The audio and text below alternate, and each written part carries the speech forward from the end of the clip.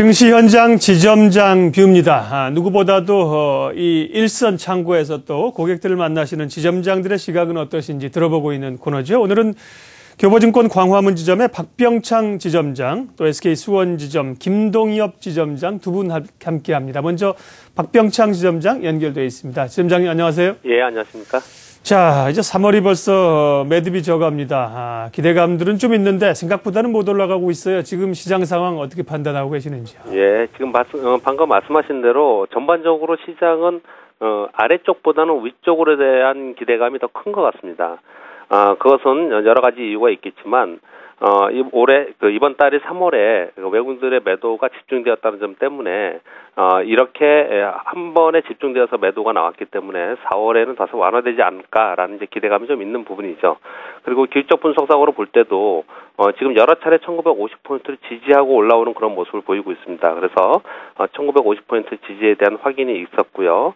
그리고 수급상으로 볼 때 좀 전에 말씀드린 대로 3월에 외국인들의 집중적인 매도가 있었는데 그것이 다소 완화되는 지금 부분이 나타나고 있고 4월 이후에는 순매수로 좀 전환될 가능성에 대한 기대감이 좀 있습니다.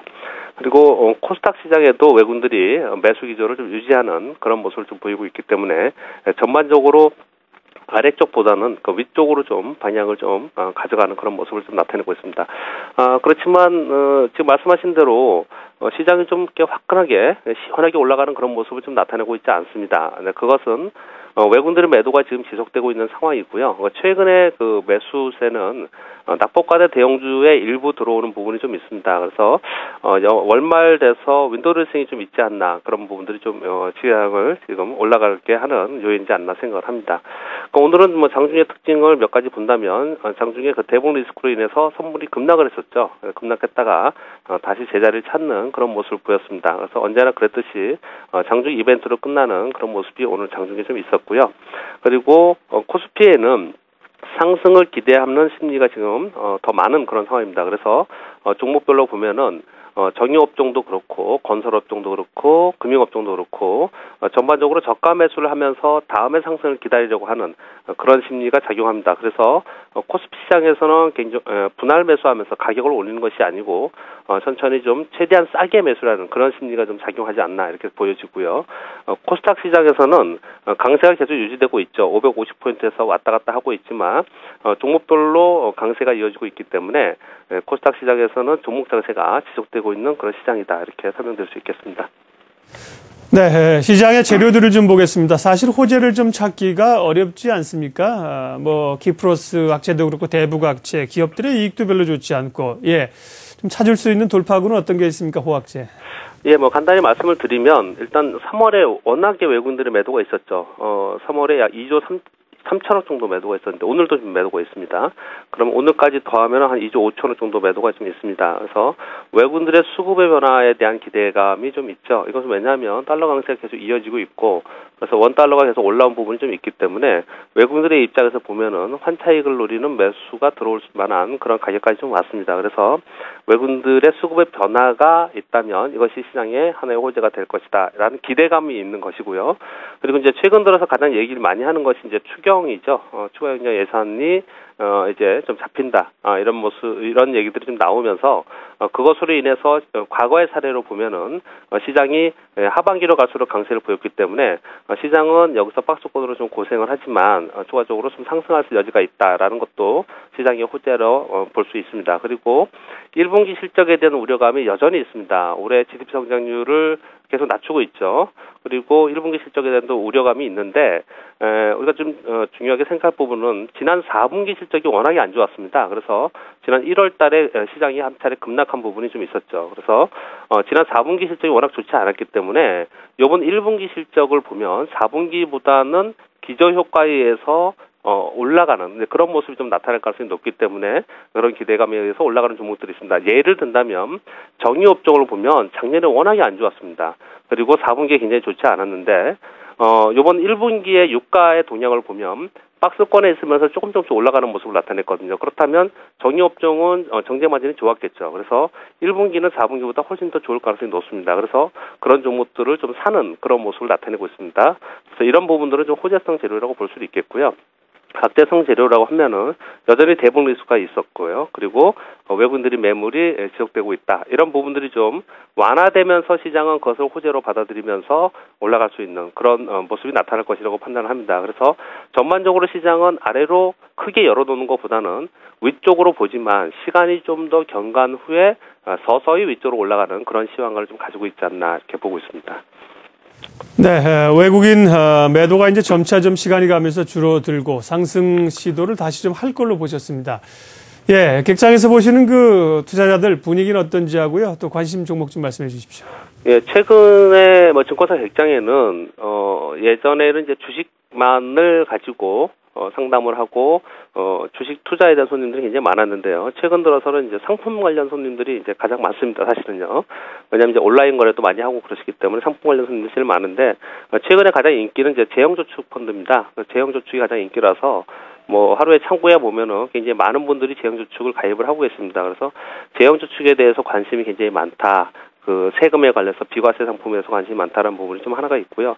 그리고 ERS에 대해서 말씀을 잠깐 드리면 과거에 ERS를 잘 모르는 상태에서 초창기에 ERS의 손실을 크게 보신 분들이 굉장히 많았습니다. 근데 최근에는 원금 보장형, 스텝다운형 이 ERS들이 상품들이 좋은 상품들이 굉장히 많이 나오면서 ERS를 가지고 재테크를 하시는 분들이 굉장히 많습니다. 그래서 ERS 상품들을 좀 찾는 그런 손님들이 많이 있는 그런 분위기입니다. 결국 이 말씀을 먼저 드리는 이유는 이 주식시장 안에서 과거에는 주식만 바라보고 이렇게 있었는데 전반적으로 올해와 향후에 목표 수익률이 굉장히 낮아지는 그런 과정 속에서 주식형 상품들을 찾는 그런 시장의 변화가 있다는 것을 여러분께 말씀을 좀 드리는 것이고요. 그리고 한편으로는 주식 투자에서 주식을 찾을 때는 과거에는 시황 변동성이 있었기 때문에 시황을 바라보고 아래에서 사서 또 위에서 팔고 이런 시황 움직임을 그러니까 거래를 많이 했었는데 최근 들어서는 우량 중소형주 찾는 그런 분들이 굉장히 많습니다. 거래소에도 그렇고 코스닥에도 그렇고 아직까지 실적 대비 저평가된 종목이 무엇인가 이런 종목들을 찾아서 거래하려는 그런 움직임이 상당히 많이 있다 이렇게 보여집니다. 관심 업종이나 종목을 몇 가지 말씀을 드린다면 일단 거래소에서도 이렇게 개별적으로 중소형주나 실적이 기복이 없이 움직이는 종목들 그런 종목들을 좀 선호하는 요즘에 심리가 좀 나타나는데 그런 종목들은 이마트나 휴비스, CJ 뭐 이런 종목들에 관심을 좀 갖는 것 같고요. 거래소 코스닥 종목들은 여전히 갤럭시 S4, 삼성과 관련된 삼성전자와 관련된 기술주들이 가장 관심인 것 같습니다. KH바텍이나 하이비전 시스템, KMW, 네페스 등의 IT 중소형주의 우량주들을 가장 관심을 좀 갖고 거래를 하고 있는 그런 상황입니다. 예, 증시 현장 지점장 뷰 박병창 교보증권 광화문 지점장이었습니다. 고맙습니다. 네, 감사합니다. 예, 이어서 김동엽 SK증권 수원 지점장 연결돼 있습니다. 김 지점장님 나와 계시죠? 예, 나와 있습니다. 자, 오늘도 장중 저점과 고점에 20포인트 이상 차이가 나면서 비교적 변동성이 좀 있습니다. 오늘 장 특징부터 좀 봐주십시오. 네, 앞서서도 많은 말씀들 전해주셨습니다만 어린이용 롤러코스터를 타는 모습이라고 할까요? 폭 자체는 크진 않았습니다만 시간대별로 변동성이 굉장히 보이는 그런 모습을 나타냈고요. 오늘 시장에 반영되고 있는 이슈들을 몇 가지 정리해보면 북한에서 최근에 강도를 높여가면서 위협적인 발언이 계속되고 있죠. 움직임 같은 것들도 이제 포착이 되고 있고요. 오늘 오전 중에 그 화천 쪽에 이상한 움직임 같은 것들도 이제 나오면서 진돗개 하나가 발령되기도 했는데요. 그런 움직임들이 아무래도 장중 변동성을 키우고 있고 또 미국의 경제지표 호조로 인한 그 지수 상승이 계속되고 있다는 것 여전히 우리나라 상대적으로 아쉬운 부분으로 남아 있고요. 키플러스 경제 위기가 계속되고 있으면서 유로존의 불안감이 계속되고 있다는 소식, 그리고 내일로 이제 예정 발표가 돼 있는데 경기 부양책이 나올 거다라는 소식들이 이제 상호작용을 하는 모습을 나타내고 있습니다. 여러 가지 이제 시장 재료들로 인해서 시장이 왔다 갔다 움직임들이 있는데요. 아무래도 중심적인 무게 중심은 최근에 상승 흐름을 타고 있는 자동차라든가 조선업종, 건설 쪽을 중심으로 해서 낙폭과대 업종이나 종목들의 상승세나 매기가 좀 강화되는 모습 쪽을 바탕으로 해서 지수 상승 쪽으로 방향을 좀 잡아가는 모습을 보여주고 있다라고 판단을 하고 있습니다. 네, 역시 강하게 가지는 못하지만 이제 상승을 모색하고 있는 장으로 평가를 해주셨고요. 시장의 그 재료들을 좀 살펴보겠습니다. 먼저 좀 시장에 부담되는 요인들, 악재 요인은 뭔지 또 호재 요인은 뭔지 봐주십시오. 예. 오늘 뭐 여러 전문가께서 계속 말씀을 해주고 계신데, 저 역시도 정리를 해보면, 가장 큰 악재는 제가 2주 전에도 말씀을 드렸던 걸로 기억을 하는데, 북한 관련한 리스크가 가장 위협적인 존재라고 생각을 하고 있습니다. 물론 불필요하게 자극을 받을 필요는 없겠지만, 한미 군사훈련 시기가 마무리되는 이제 이번 주 3월 말부터 대통령의 방미 일정이 잡혀있는 5월 초까지가 지정학적 리스크가 좀 고조될 가능성이 높은 시기라고 생각을 하고 있습니다. 최근 10여 년간 분석을 해보면 북한의 도발이나 위협이 계속됐던 시기에 결국은 시장이 그 매수 기회로 작용했던 하스교과 사례가 사실 많긴 한데요.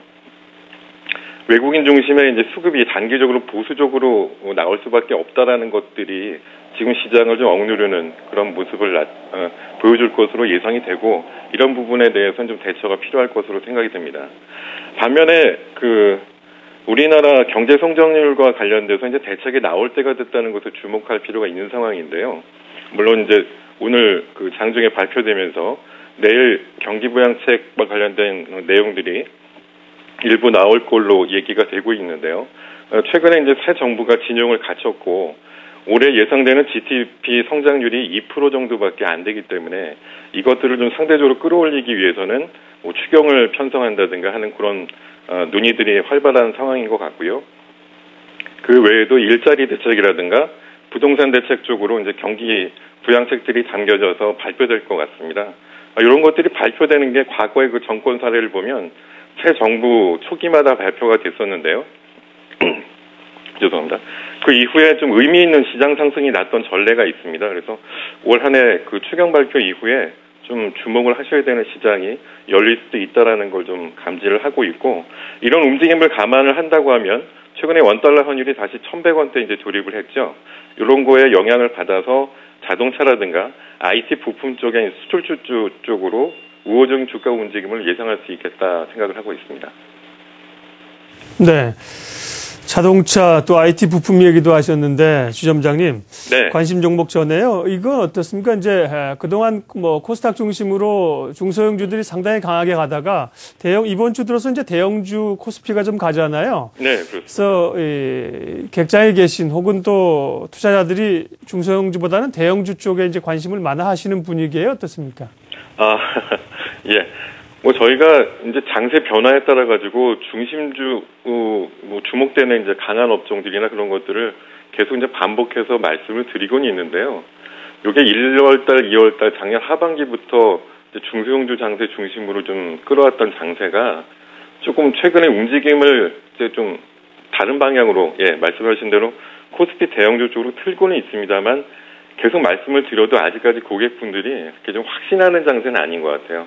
지금 뭐 거래소 중심으로 봐도 아직까지 1950선에서 2000선 사이의 박스권 흐름을 계속 나타내고 있는 상황이라서 일단 뭐 설득은 계속 하고 있습니다만 지수상으로 볼 때 2000포인트를 활짝 넘어서는 순간 아무래도 고객분들은 좀 반응 강도가 세지지 않을까 그렇게 생각을 하고 있습니다. 네, 그러니까 투자자들은 아직은 이제 장에 대해서 확신은 못 가지고 계신 그런 단계라고 하셨고요. 예, 대응 전략하고 관심 종목 좀 이어서 말씀해 주십시오.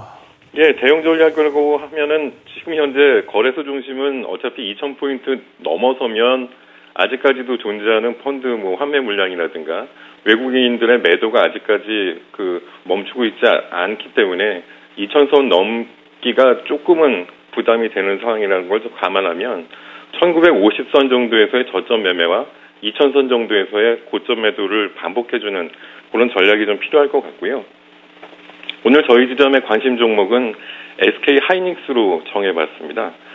하이닉스 뭐 워낙 큰 회사입니다만 최근에 PC D램 중심으로 해가지고 반도체 시황이 굉장히 호전이 되고 있습니다. 연초 대비해서 약 30% 정도 단가가 인상되고 있는 상황이고요.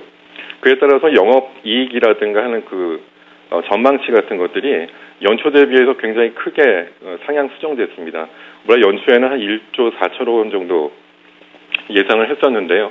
지금 2조 원 이상 예상이 되는 상황이고 1, 4분기 매출액보다도 2분기의 매출액이 훨씬 크게 증가하고 영업이익도 크게 증가할 걸로 생각을 하고 있습니다. PC D램 쪽에 50% 정도의 시장 점유율을 갖고 있는 마이크론 테크놀로지라는 회사가 있는데요. 그 회사 같은 경우가 연초 대비해서 약 50% 정도 이상 주가가 올랐습니다. 6불대에서 10불대까지 주가 흐름이 크게 나오고 있는 것도 좀 주목을 하실 필요가 있겠고요. 하이닉스 같은 경우는 채권단 물량이 그 오버행 이슈가 있습니다. 2,400만 주 정도의 그 물량이 상반기 내에 그 매각을 해야 되는 이슈가 있는데요. 요것들만 조금 그 시장 내에서 원만하게 해결이 된다고 하면 보다 탄력적인 주가 흐름이 예상되는 종목이라고 볼 수가 있겠습니다. 네, SK 하이닉스 관심 종목으로 주셨습니다. 조금 지난주에도 저희도 하이닉스 관심 있게 보신 분들이 많았는데 좀 눌렸었죠. 그러다가 이제 이번 주는 또 탄력이 좋습니다. 29,600원까지 올라와 있습니다. 김동엽 SK증권 수원지점장 함께했습니다. 지점장님 고맙습니다. 네.